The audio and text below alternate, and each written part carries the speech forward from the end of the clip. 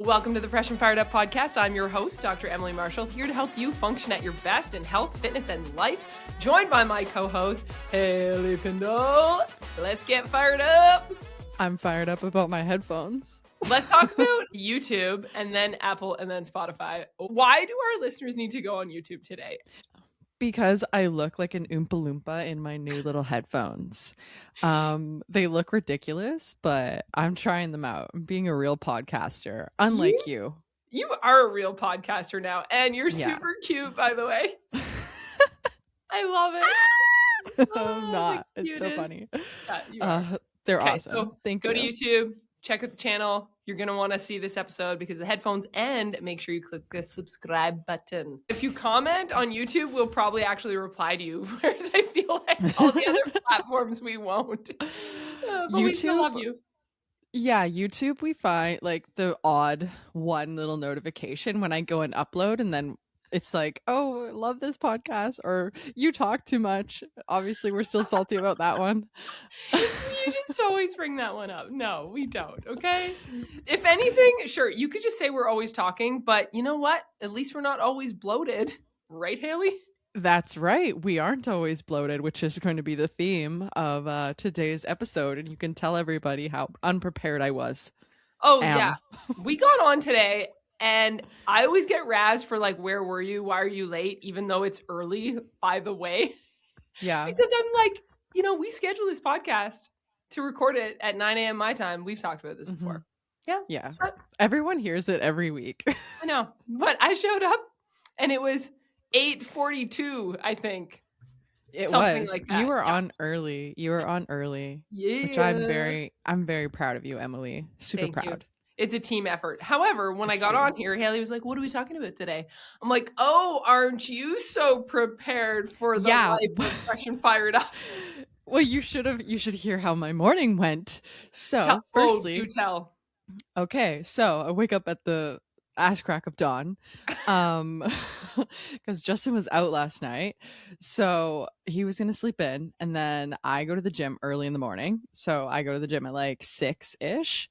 But the dog barks like whenever he doesn't like to be alone. So when he's up, I get him out and then I put him back in when I leave, and he just barks. And then I got home and Justin was still sleeping, and then I let the dog out and he peed on the floor and it left a little river, and then he stepped in it and then ran around the couch. So there was pee everywhere on my floor. Hopefully I got it all. But then I was here and now I'm here, and I didn't know that we're talking about bloating, but I do now. So that's all that matters, right? It is. It's all that matters. My dog's not bloated anymore. Yeah. And I mean, you dealt with the pee situation and the barking and the just wait until you're potty training kids. I don't want to know. I don't want to know how that goes. How long did it take? Oh, different with each kid. It's a long story. Every kid was literally different in how they did it. You get through one and you're like, oh, I got this now. I know how to potty train kids. And then the next one's just like totally opposite reactions. And you're like, what?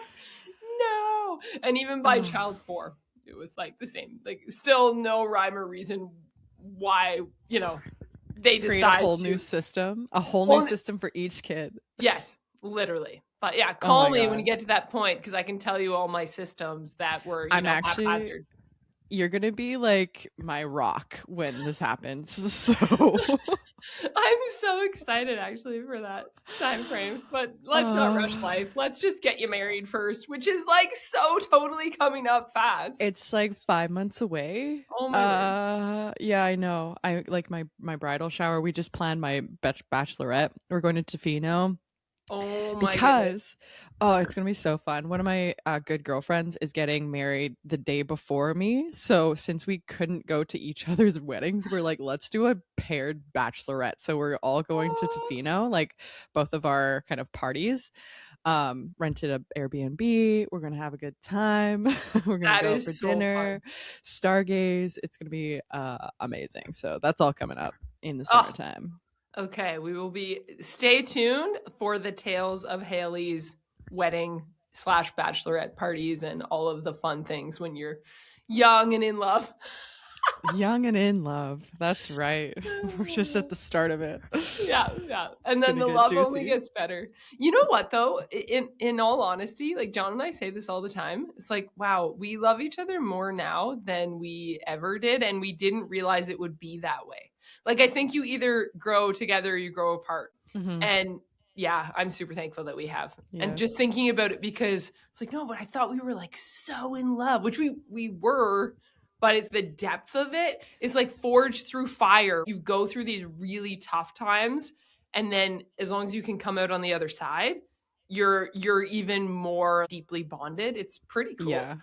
Yeah, I can see that where you like maybe have a lot of conflict and then the kids and then it's like you go through hardship and then obviously you have Yeah. to either build up or you build away. Or But even just being at someone's side while they're grieving because they yeah. lost someone they love. You know, like there's so many things that can happen in life. Yeah. Or you have a scare. I don't know if I told the story the time we lost Colson. We didn't really lose him, but we thought we did. What? Yeah. This was when he was so little. He was like 2 years old. And it was like in the winter time and we were all home, but he was at that phase where he was climbing on everything, super curious, opening doors, getting into things. And I was just putting supper on. So I was at the sink and, whatever. And the kids were all just making their background noise of like, okay, they're all happily playing. And then I get this sense that I'm like, I haven't heard Colson in a bit. Like, where's Colson? And because he's the youngest, there's kind of the age range. As a mother, there's this trust of like the older siblings are Mhm. always kind of with them to a certain extent. So I found when I only had one kid, I would hyper check more versus the more kids I had and I've got older ones, I'm kind of like, I'm checking in on them and every once in a while. So I get this sense, oh my goodness, where is Colson? And then I'm like, guys, have you seen Colson? Where is Colson? I haven't heard him. And I'm feeling panic. And I'm not an anxious person. I'm pretty calm most of the time. And it's like, okay, I don't know where he is. Violet's like, I don't know. Have you? None of them know. So we all just start searching the house. And then we search the whole upstairs. Then I search downstairs and I'm like, oh my goodness, where's Colson? Like I'm starting to freak out. John's at work.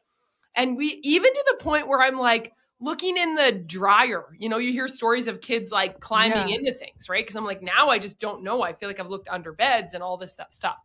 And so then I get this feeling like not the doors weren't locked. Maybe he like wandered outside, but it's like cold, deep, cold winter here. Like kids can freeze. I don't Mhm. know. So I'm like in the backyard hollering his name. Then I go out the front door. Then I'm down the path. Like it was pure panic. It was like full 20 minutes, maybe even a half hour. So I called John at work and I'm like, you need to come home. It was the end of the shift. So I'm like, you need to Mhm. come home. We can't find Colson. And he just beelines it home. And I kid you not, the kids are all looking. Tessa's now crying. Violet comes back in his room. We had checked all the beds and just turned the covers. He had crawled into his crib, like over the side, which I didn't know he could do. And he was tucked way down at the end under like a pile of like a comforter pile where you couldn't see him. Like his head was tucked out, but on the opposite side, like more against the wall. But he was just asleep. That's why he wasn't responding to his name. Oh my gosh. And I just remember it was at the moment that John was coming in the door. I dropped False to alarm. my, yes, I know. I dropped to my knees and I'm just sobbing. Like I was I like can imagine. yelling his name and I was praying and I was just like, it was this feeling of this is how it feels when if you lose your child. And it was like, it was horrendous. I could not ever imagine that whole like I've had a few or not a few but like how some people like end up passing away and they're very young. Yes. One of the girls that I played lacrosse with, a very tragic story happened, but anyways, like her family is amazing and like her parents are they were never ever the same people, and I just Oh, cannot imagine losing a child, like actually very losing a child hard. before you. I think that's such a weird cognitive Yes. dissonance thing where it's like this is not supposed to happen kind of thing. But yeah, I I know. can't imagine. It's Yeah. just yeah, It's wild. terrible. It's wild. But it also moments like that you realize how deep your love runs and Mm, how much do I love this person? And I scooped him up. I'm holding him. I'm crying. My kids are like all like huddled around me. We're just on the floor. John comes in and just like hugs around all of us. And it's like, oh, look at us. Like we're so bonded. Mhm. It's really cool. So it's, yes, it feels awful, but at the same time, it shows you we are, Absolutely. yeah, You don't here's know what you don't know what you got till it's gone. exactly. Pull up a And then parking lot. totally. Well, and it's so fascinating. It's like, what's important in life? And what are these things that we stress over that don't really matter? Like, we had a flood warning for the last week because we had, remember how we had 6-foot snowbanks? And then we Mhm. live in the riverbed. And Yeah. so the breakup's starting to happen, and there's these major flood warnings because the river's so high. And the town has flooded before, and it's flooded in different sections. And anyways, we're in the floodplain. So what they did is they had this whole evacuation plan for the town, and you had to have your stuff ready. We do that during fire season here too, because we also get lots of fires. And it's super cold in the winter. We live in a great place, by the way. Don't we? Oh, I would love to live there. Oh, I No, I know. wouldn't. It's so fun. It's so fun. It grows on you though. But Yeah. anyways, so we had bins of stuff that we would want to grab quickly. Like let's say the evacuation notice went out, in the night. We each had a little overnight bag, and then we looked at it and we're like this small pile of stuff that was just like, guys, what are the essentials that you want to make sure comes with us? And when you look at it, you're like, it's really not that much. Like all of the rest of this stuff is replaceable. Mhm. So like things like family heirlooms, right? Where it's like, my grandparents had this locket from like way, way back, and you open it up and it's these black and white pictures of them from when they're like 20 years old, like way back in the day. Like, oh yeah, I'm putting that in there, right? It's like stuff from our kids' baptisms and things like that. But you're like, man, there's like pictures on the wall that you can just reprint, and Yeah. it's a couch. Like, you're not going to bring your couch, but you know what I mean? Like, Yeah. it shows you that was a weird example, but it shows you what's important. Absolutely. Absolutely. And bloating's not important, is it? It's not important. It's something that you don't need to keep with you. Did you like Guys, that segue? we are 12 minutes in. We are in a storytelling mood, clearly. You guys needed to hear these stories today. And let's be honest, if you didn't want to hear them, you already shut us off. Exactly. But if you wanted to, if you're here for the bloating, then we're getting to it. So yes, no, we promise we are, because it is actually a good segue, because if you are stressing about the little things all the time, you are most likely, if not already, you are going to feel bloated. And if you have Mhm. this feeling of, I feel bloated all the time, even when you're eating clean and you're chasing what food sensitivities you have, it might not actually be that. It could be, but I know so many people who have been through the train of elimination diets and adding foods back in. And I do have friends who have figured out, oh, they have a genuine sensitivity or food allergy. Okay, that can happen. But there are a lot of people who don't. And it's for these reasons. Hailee, let's bring up some of the reasons. Let's break the it's only the food I'm eating myth. Only the food you're eating? Absolutely not. There's so many things that go into bloating. Could be like even down to chewing. Like I see so many people just like inhale their food, or like they're busy, go go go, I can't eat breakfast, or I have to inhale my breakfast, and then they're bloated. And what you need to understand is like the digestion process starts in your mouth, and if you don't break down the food in your mouth, then your digestive tract and then your stomach acid is going to even have a harder time digesting it for you. So it's going to cause some bloating and gas and then extend your belly. So one of those things would be chewing and slowing down. It's also going to allow your nervous system to be in a better state to rest and digest. It's in the name. And then also amount of food too, and amount of fiber I see a lot for myself and like my clientele, where they're eating clean all the time, but that is like half their plate is like vegetables, like constantly, and the amount of fiber that their body has to digest is insane. I had a client who was eating around 60 grams of fiber, which is a lot of fiber. And so What's the range? anywhere from like 25 to 40 grams, I'd say, is like your body should be able to handle that. Anything above that is just excessive, and you don't really need that to have the benefits of fiber in terms of your digestion. So amount of fiber is also one of them that I see. So don't overdo it on vegetables and all of that stuff. What else do I see? Stress, sleep. Sleep is massive. So if you're not sleeping a lot, then you're going to have a lot of inflammation.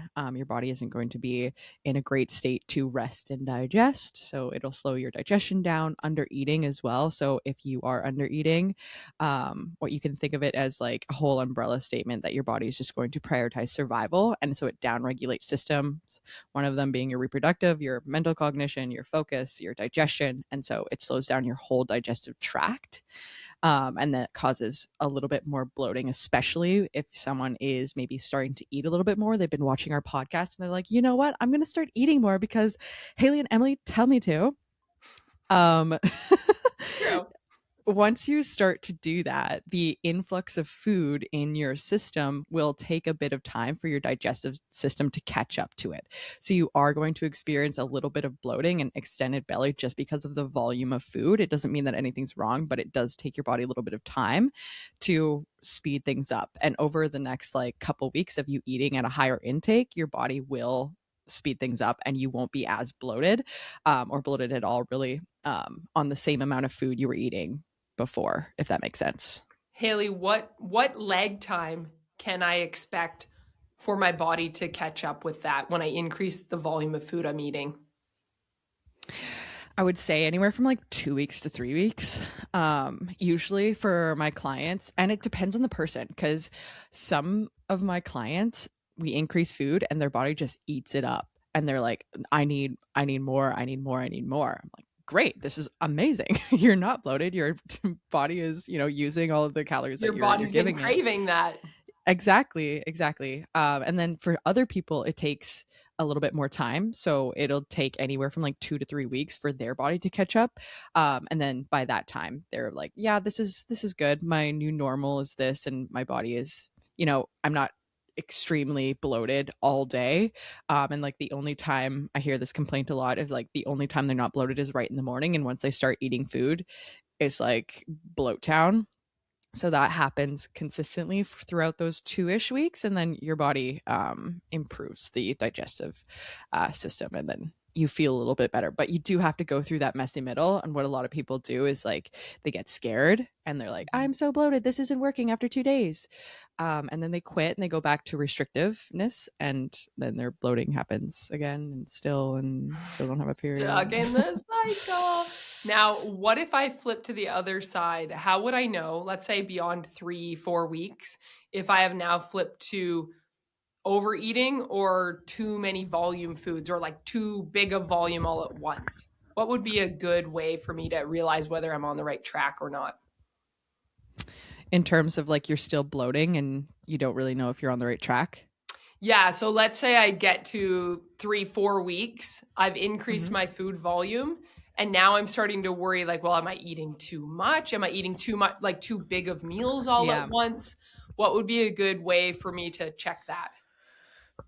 A good way to check? Yeah. What do you mean check? Like, what are things that I can do? I'm trying to feed I'm like, you what? lines.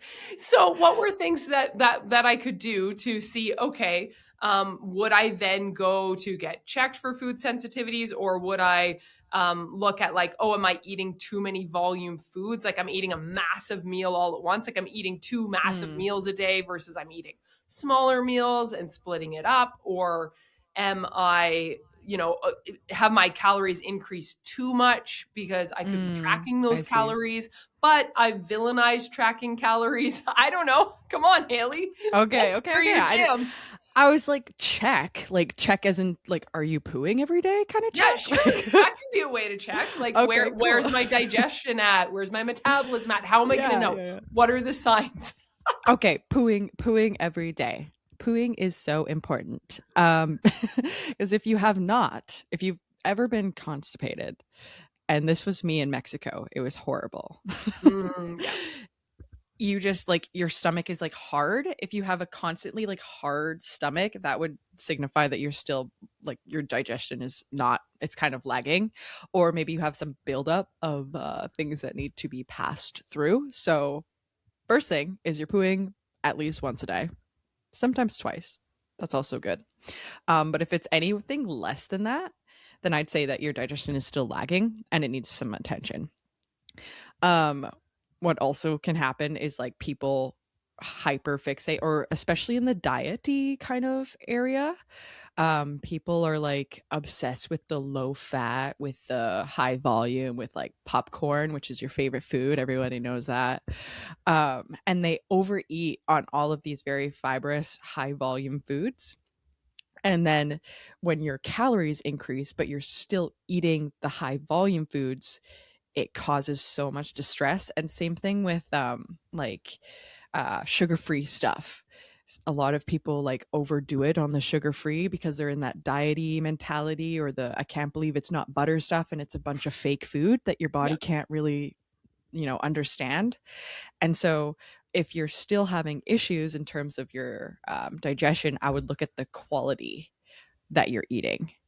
So flipping some things to higher fat, or like whole fat milk or something like that, to get your calories up, but the volume is staying at a relatively easy amount for your body to digest, rather than eating a bunch of low fat stuff when your calories are high. I see this a lot with period recovery, because you have to get to a certain level of calories and to get out of a low energy availability state. And if you're doing that with just diet food, it's incredibly hard and incredibly stressful on your gut. So those are Excellent some answer. things. Hailee, excellent answer. So to feed you part of the answer. I was so prepared for this. This is my prepared answer. Yeah, but you know what you're talking about. You are literally doing this in so many different facets with your clients. You have a lot of clients, you've had clients over the years, and you can start to see these trends of where people start to get stuck at certain points where they want to pull back from the process that actually works. And that's where an episode like this, we really want to encourage you that if you're in the trenches of the middle of trying to help your bloating issues and you're doubting whether you're doing the right things, we wanted to give you some reinforcement of like, no, stay the course. Here's the signs, here's the time frame, here's how you check in with the awareness of your own body. But then also it gives you a picture of whether you should check in with a professional, whether you need to get one-on-one coaching with Hailee, or you need to then, or if it's something beyond that where you need a medical professional looking at, okay, there's something going on with your gut lining that's been damaged to the point where it's going to be a lot more difficult to repair. I mean, it is the coolest thing is you have so much healing potential within your body, as even when you get to a point where it's really bad, there is still the ability of your body to come back and heal from that. It's amazing. Like I have seen people with serious autoimmune diseases that have healed from them. So that's more of like the hope piece, is like pretty hard to be too far gone, but it will require a lot more effort and more time for your body to heal. So it's going to require more patience and more intentionality. And so I think that that's really an important point to hear. The thing that I wanted to add into what you said, Hailee, was the movement piece. So I know we always like to pair these together, but even just your walking, your daily walking and movement, it's like massage for your internal organs. And that movement's going to literally keep things moving.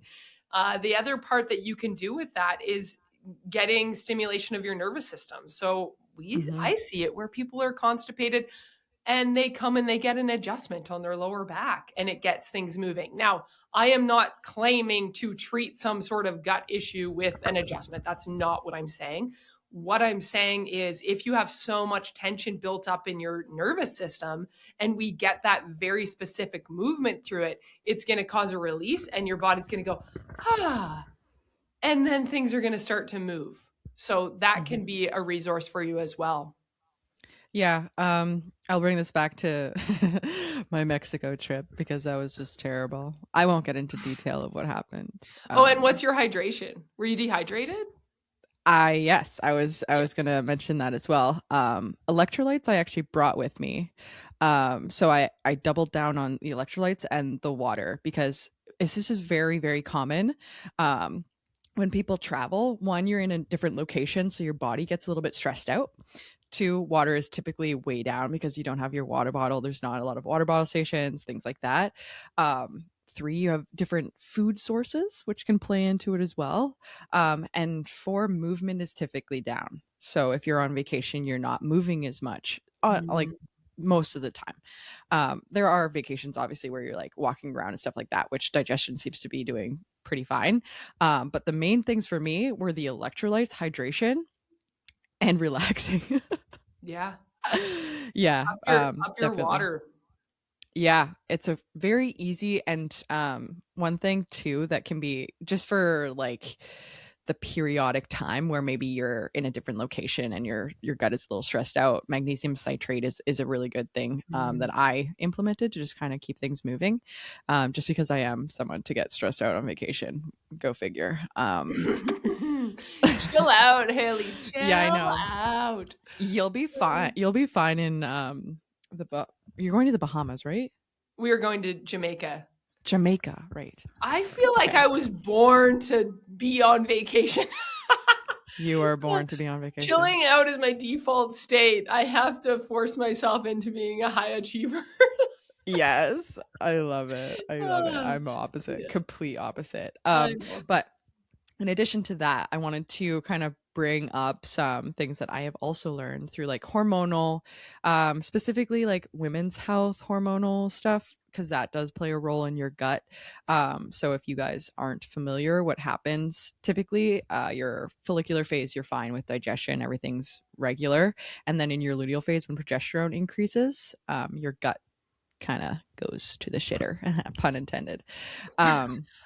Because it slows down your digestion. And so I can see like a lot of like constipation, or I'm bloated all the time and I feel like my stomach is super extended, and there is some hormonal fluctuations within this that like you don't really need to fix.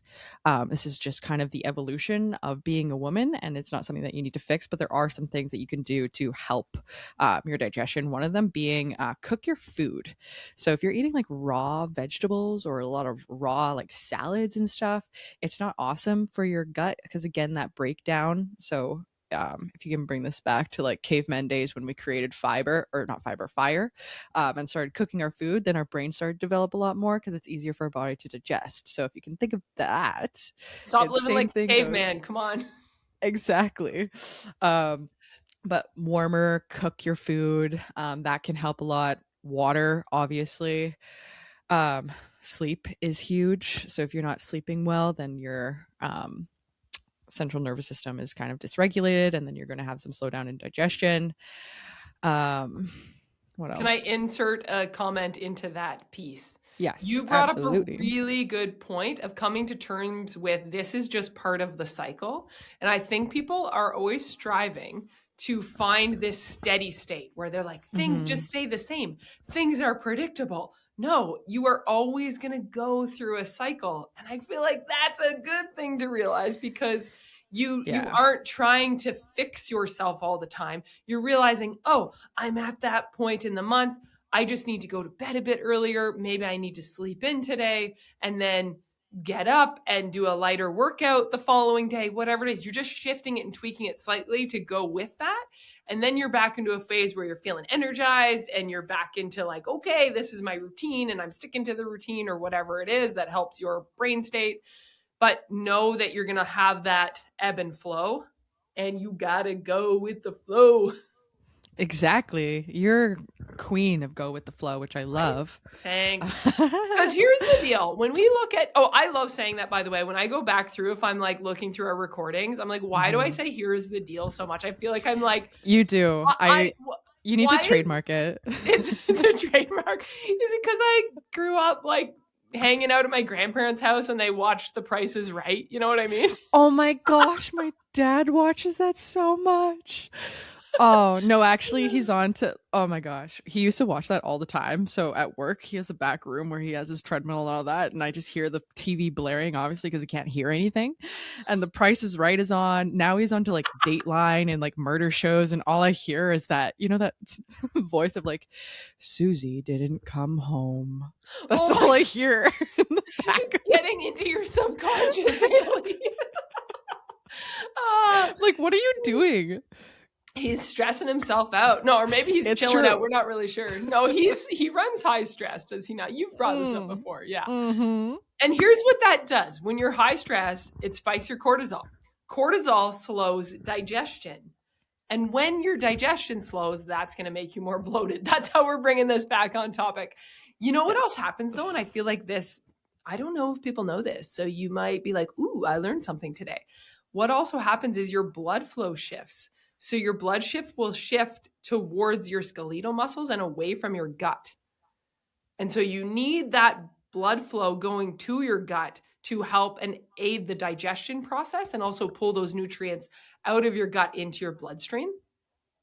I just think that's kind of cool. Maybe that's a physiology nerd comment, but I'm like, ooh, that's if you can conceptualize that, this is a moment once you've eaten, taking a few moments to allow that blood flow to go to your gut to get that digestion process going. That speaks to not only the nervous system component where you're like, calm down for a minute, rest and digest, but also where is your blood flow going?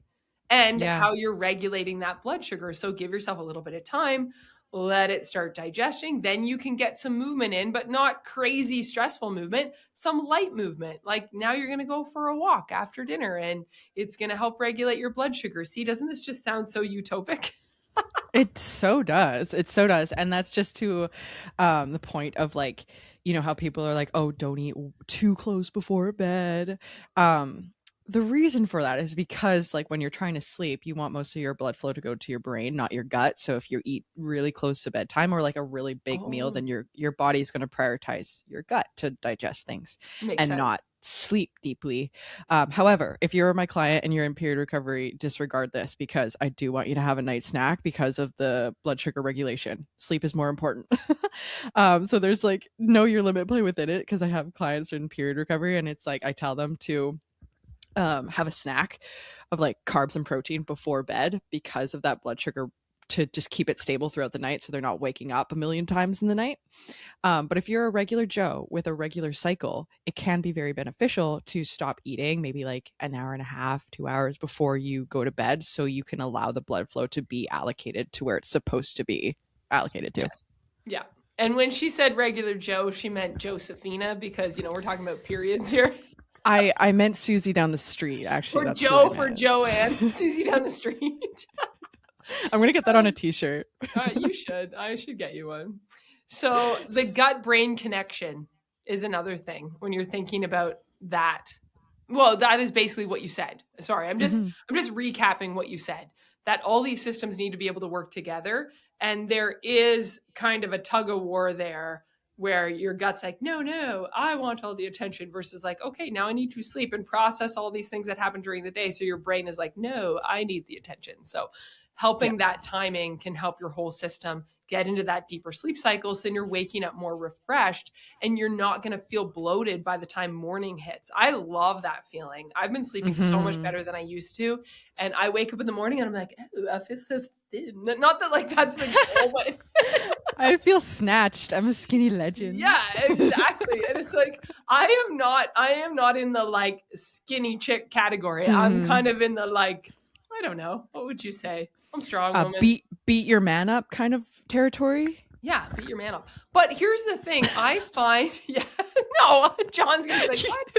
You said that so like nonchalant. I was like, it was a joke, and you're like, yeah, beat your man up. Yeah, beat your man up. No. Okay, so let me think about this. My body type, if you have this body type, is kind of that X frame where I've got the broader shoulders because I've done so many arm workouts in my life. And then, you know, I've got the booty and the hips and like the strong thighs.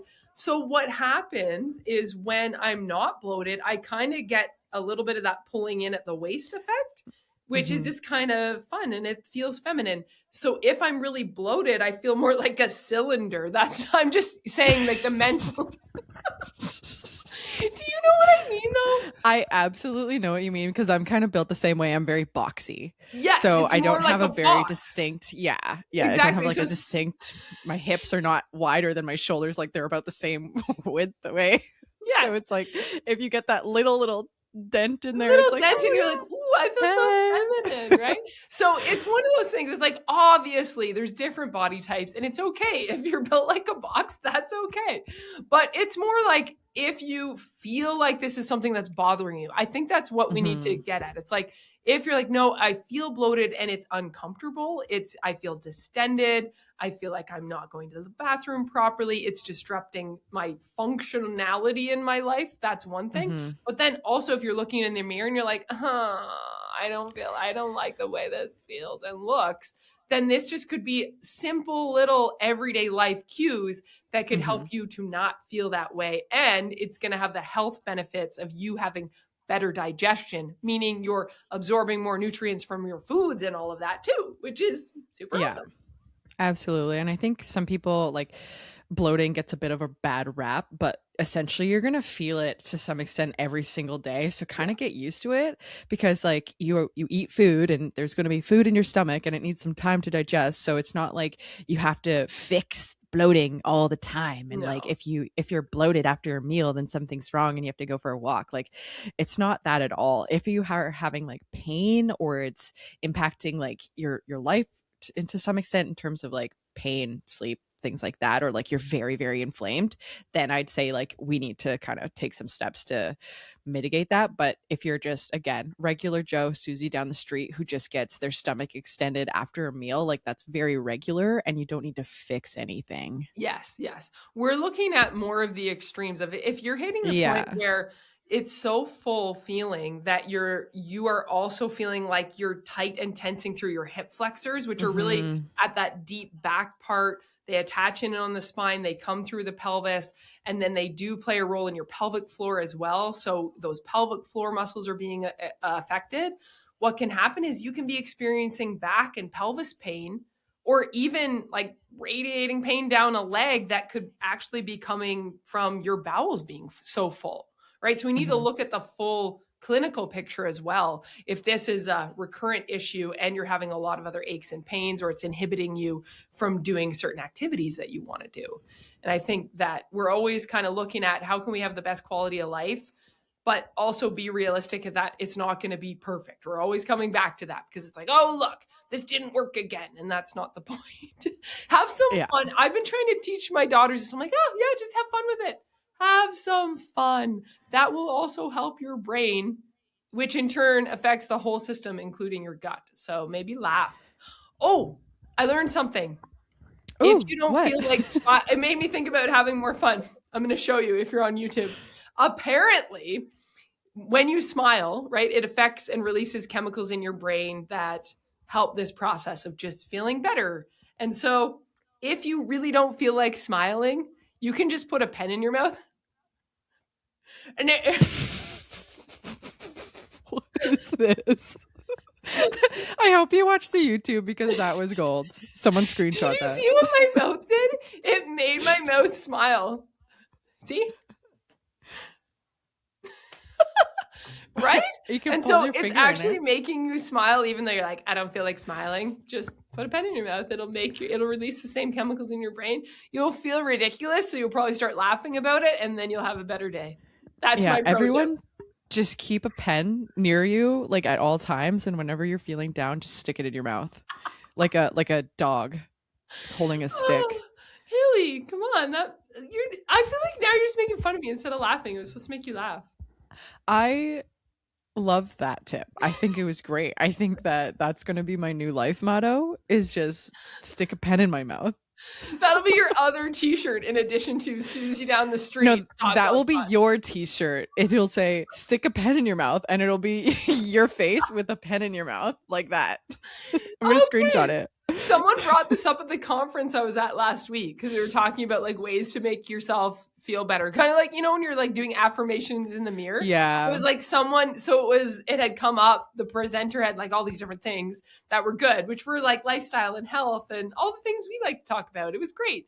But then people are putting up their hands and they're either asking questions or they're adding in comments. And that was one of the comments. And so we had our staff there. It was like a team development day. And so I was like, I wrote it down and I put a star around it, and they were laughing because I was like, oh my goodness, it was a women's conference. So I was like, we're telling this one to Dr. John. If he's in a bad mood at the clinic, we're just going to stick a pen in his mouth. And they were laughing their head off. And so, John listens to all these episodes, so he's going to be like, oh, yeah. Thanks. Why you always pick on him, eh? I know. It's not me. It's not me. It's you. That is you. It's you. John, if you're listening to this, it's not me, okay? I feel like Justin flies under the radar way more. He's just more chill. I was actually telling him this. I was like, you're like nowhere on any of my socials ever. I just like, you're just in the abyss. You're just People this people who hidden. know me know you, but otherwise, everyone else, you're just, you don't know. I just have a ring on my finger and no one knows who it's to. You're So- one of those celebrity couples. It's like, well, you know, you can't let this leak because the paparazzi are gonna be all over you. Exactly, because he's so famous. I know. She's engaged to a famous guy. That's why. Yeah, it's true. That's it. His name is Justin. There's a lot of famous Justins. Which one? That's what I want. Justin to know. Bieber, obviously. Oh, yeah. Justin and Hailee Bieber. That's who we are, obviously.